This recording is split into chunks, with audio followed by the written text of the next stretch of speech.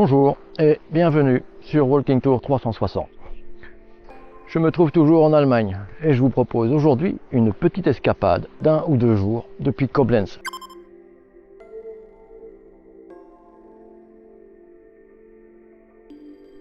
Je vous assure qu'après cette vidéo, vous voudrez absolument venir ici. Et pour rappel, nous ne sommes qu'à 3 heures de Bruxelles. La première étape est le château de Elst, ou Burg Elst. Se dressant sur un pic rocheux, au cœur d'une vallée boisée. Voilà, la vallée boisée. Et le château derrière moi, vous allez le voir. Wow.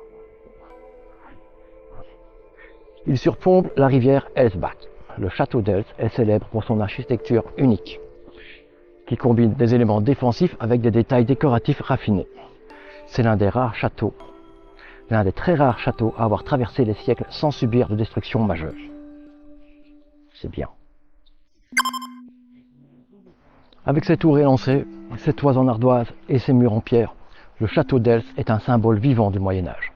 Construit au XIIe siècle par la famille d'Elst, qui en est toujours propriétaire. Après 850 ans, c'est pas mal, ce château est entouré de légendes et d'histoires mystérieuses. L'une des plus célèbres est celle de la Dame Blanche, un fantôme bienveillant qui défendrait le château contre les envahisseurs. Assez discuté, je vous montre tout ça dans la carte postale.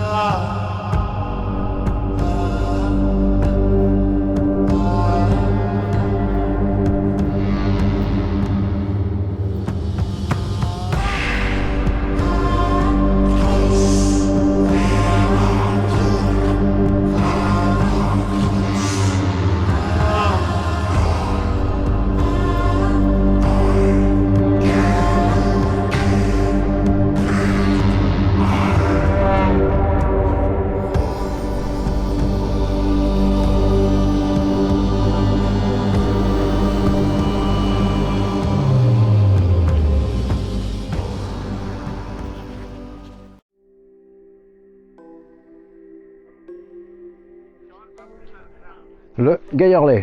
Le Geierle est un pont suspendu. C'est l'un des ponts suspendus les plus célèbres et les plus impressionnants d'Allemagne. Ce pont est une destination populaire pour les amateurs de randonnée, les passionnés de photographie et ceux qui recherchent des sensations fortes en plein air, comme moi qui veux vaincre mon vertige. Inauguré en 2015, ce pont suspendu, dont je n'arriverai jamais à dire le nom, de Geierle, était à l'époque le plus long d'Allemagne, avec une longueur totale de 360 mètres sur une largeur de 85 cm. Il est suspendu à pas moins de 100 mètres au-dessus du sol. Il traverse une vallée verdoyante entre les villages de Moosdorf et de Sosberg. Le pont est accessible toute l'année. Fini de parler, on y va.